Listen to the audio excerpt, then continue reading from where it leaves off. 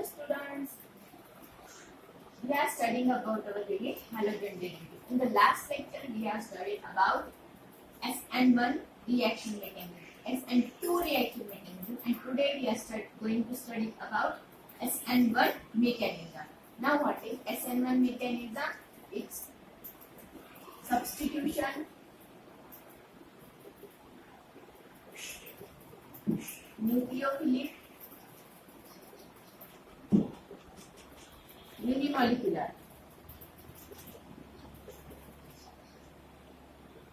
reaction. Now sir, nucleophilic substitution but unimolecular. This one stands for unimolecular reaction. Now here when tertiary butyl bromide undergoes alkaline hydrolysis in presence of aqueous KOH or aqueous NaOH, it gives tertiary butyl alcohol, and this tertiary butyl alcohol is our product. Tertiary butyl alcohol. Tertiary butyl bromide. Now this tertiary butyl alcohol is our product, and the name says nucleophilic substitution unimolecular. It means it follows first order kinetics.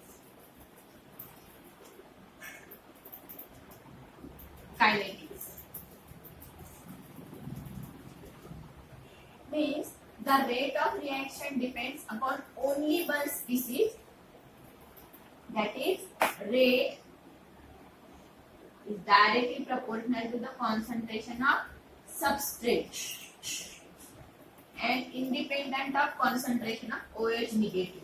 Hence it is called as unimolecular reaction, where the rate is depend upon only one substrate, that is tertiary butyl bromide. It is independent of concentration of nucleophile. Okay, hence it is called as first order kinetics. In this reaction,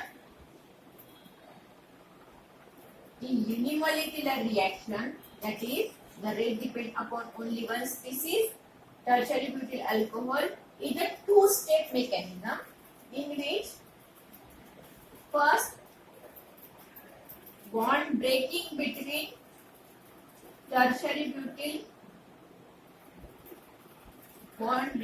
in tertiary butyl bromide, that is this tertiary butyl bromide undergoes hydrolysis to form the planar carbocation, means is bond breaking between carbon atom and bromine, and next the OH negative nucleophile will attack on this carbon atom.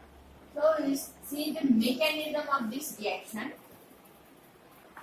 SN1 mechanism is two-step reaction in which first step is this tertiary butyl bromide undergoes hydrolysis, in which the Br bond between this Br and C, that is tertiary carbocation, will break down. It is a slow step and it is a rate determining step.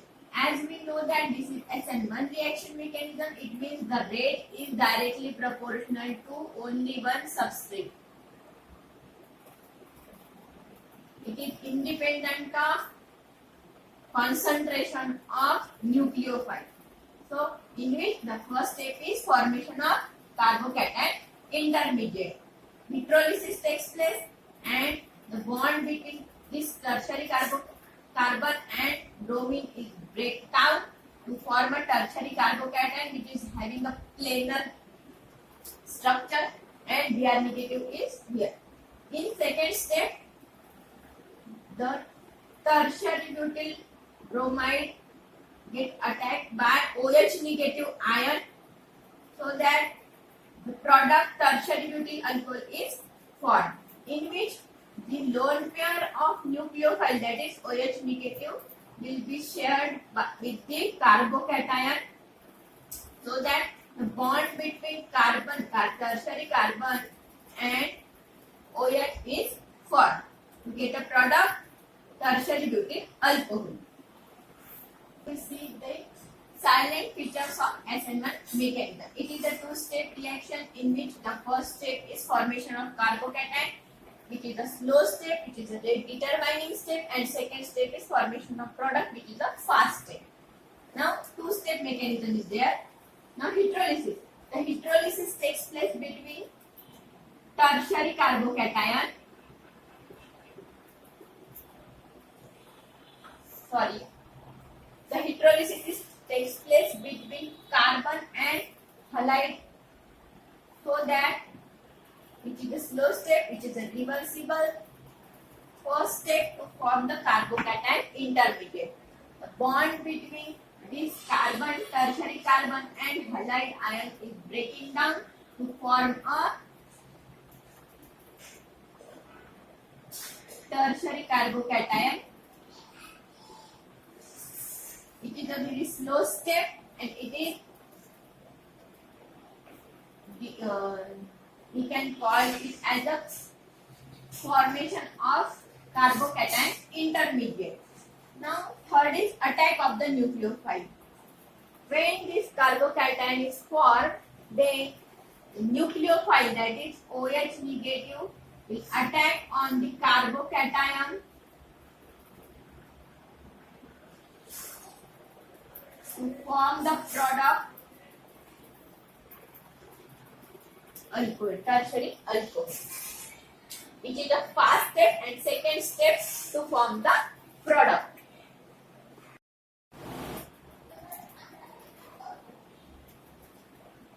Fourth point is formation of racemic mixture. Now, as we see in the first step, the formation of carbocation is there, and then OH negative, that is hydroxide nucleophile, will attack on the carbocation. Then there is a possibility of two products in which the OH negative will attack on the carbocation from the front side to get this product, and then the OH negative will attack from the back side to that of the Br attached. So the product is this one. So both the probability are there. OH will attack on the carbocation either from the front side or from the back side, result in the formation of racemic mixture. Racemic mixture means the combination of D form and L form in same amount. Now this product is the retention in configuration.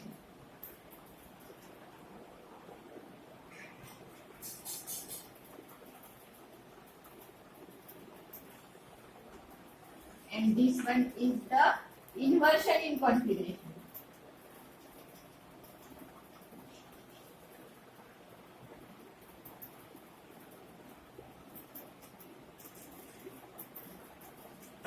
It means in this case the attack of OH negative is from the front side, and in this case the attack of OH negative nucleophile from the back side, so that these two products are formed, and these two products make the product racemization, means racemic mixture, that is optically inactive. The same amount of this D and L form, so that the product will be a result of racemic mixture. Now the next point is factors influencing SN1 and SN2 mechanism, in which first is nature of substrate. In SN2 reaction mechanism, the TS, that is transition state, is pentacoordinated. This carbon is pentacoordinated, means it adapted to 5 different groups, whereas in which 3 are hydrogen groups and 1 is bromide group, that is bromide, and it next is hydroxide, and hence it is crowded, so favor the primary halide. It means bond breaking and bond making takes place in the same step of TS of SN2. So steric hindrance is there. What it means by steric hindrance? It means the bulkier groups are here to form a repulsive forces more, and hence the primary halide favor the SN2 reaction and least favor in tertiary halide. Whereas in SN1 reaction mechanism, the TF is carbocation intermediate. It is more stable, which can easily form a planar geometry. So no crowding is there. These three alkyl groups can easily accommodate in a planar geometry. As a result of this, the SN1 mechanism favor the tertiary halide and least favoring primary halide. Also, the plus I effect means plus inductive effect is stabilized by these alkyl groups so that the carbocation favored SN1 mechanism. Next point is nucleophilicity of the reagent. As we know, the SN2 reaction is follows second order kinetics, means the rate is directly proportional to the concentration of methyl bromide and concentration of hydroxide ion. Means both the concentration of substrate and concentration of nucleophile is important in SN2,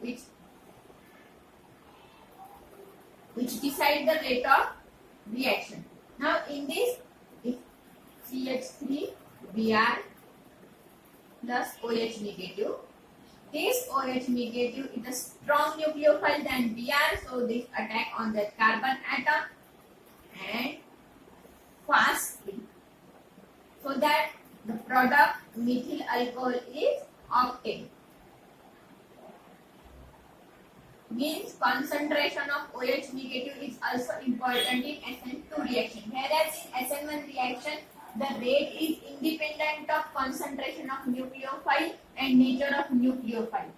Means the rate is only directly proportional to the concentration of substrate, that is tertiary butyl bromide.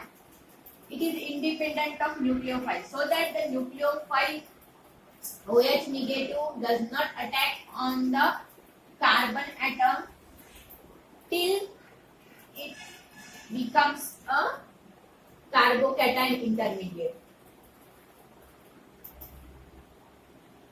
Carbocation intermediate.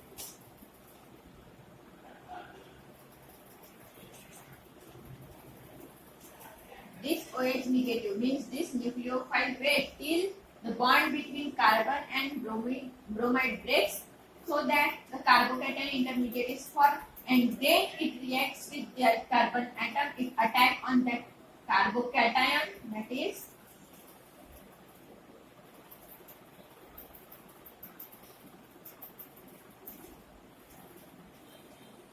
then it attacks on the carbocation, so that it will form the product CH3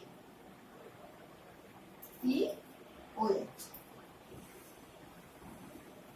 Means nucleophilicity of the reagent is, in SN2 reaction, the nucleophile plays an important role, that is the concentration of nucleophile is also considered, whereas in SN1 reaction the concentration of nucleophile is not the part of rate of reaction, means it is unimolecular reaction and it is bimolecular reaction.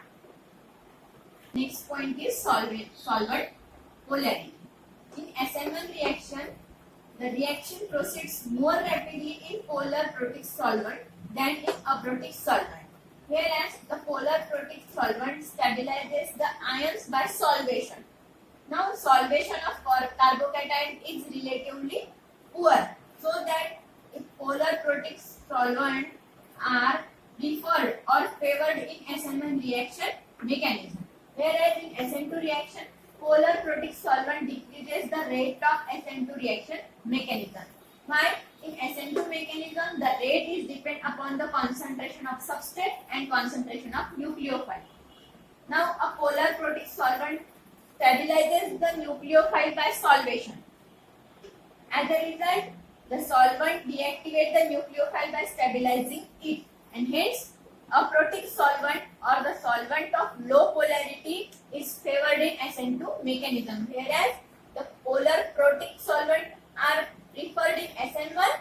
Aprotic solvent or solvent of low polarity is favored in SN2